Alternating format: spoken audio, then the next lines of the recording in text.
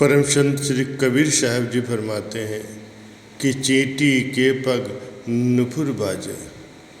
एक चींटी कितनी छोटी होती है, अगर उसके पैरों में भी हम घुंघरू बांध दें तो उसकी आवाज़ को भी भगवान सुन लेते हैं। यदि आपको लगता है कि आपकी पुकार भगवान तक नहीं पहुंच रही है या भगवान नहीं सुन रहे हैं, तो ये सिर्फ आपका वहम है या फिर आपने भगवान के स्वभाव को नहीं जाना है। कभी प्रेम से उनको पुकारो तो सही, कभी उनकी याद में आंसू गिराओ तो सही, फिर एहसास होगा कि केवल भगवान ही है जो बात को सुनते हैं। एक भगवान के भक्त हुए, उन्होंने 20 साल तक लगातार पाठ किया। अंत में भगवान ने उनकी परीक्षा लेते हुए कहा, अरे भक्त, तू सोचता है कि मैं तेरे पाठ से खुश हूँ, ये तो तेरा सिर्फ वहम है। मैं तेरे पाठ से बिल्कुल भी खुश नहीं हुआ। जैसे ही भक्त ने ये सुना तो वो नाचने लगा, झूमने लगा। भगवान ने कहा, अरे मैंने तो कहा है कि मैं तेरे पाठ करने से खुश नहीं हूँ और तू नाच रहा है। वो भक्त बोला, भगवान आप खुश हों या न हो मैं ये बात नहीं जानता, लेकिन मैं तो इसलिए खुश हूँ कि आपने मेरा पाठ कम से कम सुना तो सही, इसीलिए मैं नाच रहा हूँ। प्यारे सज्जनों, ये होता है भाव। थोड़ा सोचिए और विचार कीजिए। जब भी भगवान को याद करो, उनका नाम जपो, तो ये मत सोचना कि भगवान आपकी पुकार सुनते नहीं होंगे। इसमें कोई संदेह मत करना, बस हृदय से उनको पुकारना। तुम्हें खुद लगेगा कि हाँ, भगवान आपकी पुकार को जरूर सुन रहे हैं और आपको इसका एहसास भी होने लगेगा। जैसे जैसे हम मालिक का भजन सुमरण करेंगे, नाम का अभ्यास करेंगे, मनुष्य जन्म के सुनहरी अवसर का लाभ उठाने की गहरी इच्छा हमारे कार्यों में साफ दिखाई देने लगेगी। शुरू में हमें अपनी रूहानी तरक्की का अंदाज़ा आंतरिक अनुभवों से नहीं, बल्कि इस बात से होता है कि हमारे अंदर शांति, संतोष का भाव कितना बढ़ गया है। प्रारब्ध को भोगने के प्रति हमारी सोच कितनी बदल गई है और दूसरे लोगों के प्रति हमारा व्यवहार कैसा है। हमारी तरक्की का पता इस बात से लगेगा कि क्या नामदान मिलने के बाद हम ज़्यादा दयालु और सहनशील हो गए हैं और दूसरों की सहायता करने में ज़्यादा उत्साह दिखाने लगे हैं। क्या हमें केवल आंतरिक अनुभव प्राप्त करने में ही दिलचस्पी है? क्या हमारे अंदर पहले से बेहतर इंसान बनने और दूसरों के साथ अधिक प्रेम और क्षमा के साथ पेश आने की गहरी इच्छा पैदा हुई है या नहीं? यह स्वाभाविक है कि हमारे भजन सुमरण का प्रभाव हमारे जीवन के हर कार्य में, दूसरों के साथ हमारे व्यवहार में साफ दिखाई देता है। कोई भी व्यक्ति अपने आप में अद्वितीय नहीं होता, अपने आप में पूर्ण नहीं होता। हर व्यक्ति सृष्टि रूपी महाद्वीप का एक हिस्सा भर है।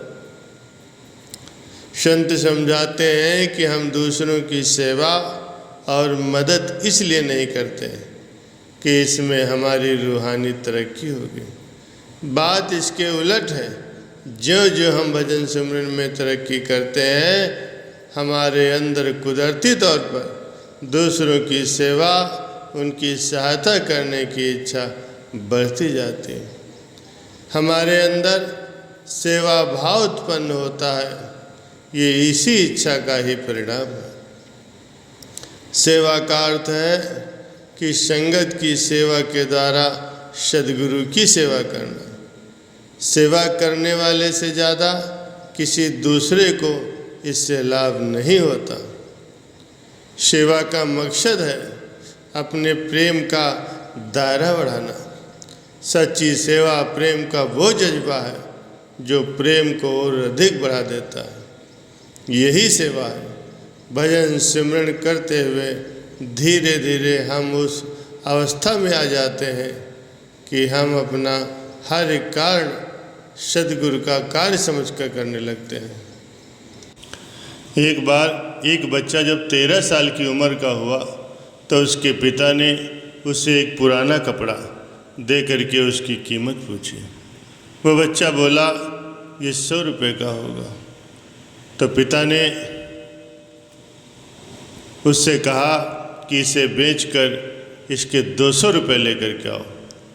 बच्चे ने उस कपड़े को अच्छे से साफ किया और अच्छे से उस कपड़े को फोल्ड लगा करके रख दिया। अगले दिन उसे लेकर के वो रेलवे स्टेशन गया, जहाँ कई घंटों की मेहनत के बाद वो कपड़ा 200 रुपये में बिक गया। कुछ दिन के बाद उसके पिता ने उसे वैसा ही दूसरा कपड़ा दिया और कहा, इसे 500 रुपये में बेच कर के आओ। इस बार बच्चे ने अपने एक पेंटर दोस्त की मदद से उस कपड़े पर सुंदर चित्र बना करके उसे रंगवा दिया और एक गुलजार बाजार में बेचने के लिए पहुंच गया। एक व्यक्ति ने वो कपड़ा 500 रुपये में खरीदा और 100 रुपया उसे इनाम भी दिया। जब वो बच्चा वापस आया तो उसके पिता ने फिर एक कपड़ा उसके हाथ में दिया और उसे 2000 रुपये में बेचने को कहा। इस बार बच्चे को पता था कि इस कपड़े की इतनी ज़्यादा कीमत उसे कैसे मिल सकती है। उसके शहर में मूवी की शूटिंग के लिए एक नामी कलाकार आए थे। बच्चा उस कलाकार के पास पहुंचा और उसी कपड़े पर उसके ऑटोग्राफ ले लिया। ऑटोग्राफ लेने के बाद बच्चे ने उसी कपड़े की बोली लगाई। बोली 2000 से शुरू हुई और एक व्यापारी ने वो कपड़ा 12,000 में खरीद लिया। रकम लेकर के जब बच्चा घर पहुंचा तो खुशी से पिता की आंखों में आंसू आ गए। उन्होंने बेटे से कहा कि इतने दिनों से कपड़ा बेचते हुए तुमने क्या सीखा। वो बच्चा बोला कि पहले खुद को समझो, खुद को पहचानो, फिर दूसरी जो है वो पूरी लगन से अपनी मंजिल की ओर बढ़ो, क्योंकि जहाँ चाह होती है तो राह अपने आप निकल आती है। पिता बोले, बिल्कुल सही, मगर मेरा ध्येय तुमको ये समझाना था कि कपड़ा मैला होने पर इसकी कीमत बढ़ाने के लिए उसे धो करके साफ करना पड़ता है। फिर और ज़्यादा कीमत मिली जब उस पर एक पेंटर ने उसे अच्छे तरीके से रंग दिया, और उससे भी ज़्यादा उसकी कीमत तुम्हें जब मिली जब एक नामी कलाकार ने उस पर अपनी नाम की मोहर लगा दी। प्यारे सज्जनों, ये विचार करें, जब इंसान उस निर्जीव कपड़े को अपने हिसाब से उसकी कीमत को बढ़ा घटा सकता है, तो फिर वो मालिक जिसने हम जीवों को बनाया है, क्या वो हमारी कीमत को कम होने देगा। जीवात्मा यहाँ आकर के मैला हो जाता है। सद्गुरु हम जैसी जीवात्माओं को पहले साफ और स्वच्छ करते हैं, जिससे परमात्मा की नज़र में हम जीवात्माओं की कीमत थोड़ी बढ़ जाती है। फिर सद्गुरु हम जीवात्माओं को अपनी रहनी के रंग में रंग देते हैं, फिर कीमत और ज़्यादा बढ़ जाती है, और फिर सद्गुरु हम पर अपने नाम की मोहर लगा देते हैं। तो फिर इंसान अपनी कीमत का अंदाज़ा ही नहीं लगा सकता। लेकिन बड़े अफसोस कि इतना कीमती इंसान अपने आप को कौड़ियों के दाम पर खर्च करने में लग गया है। उसे अपने आप की ही पहचान नहीं है।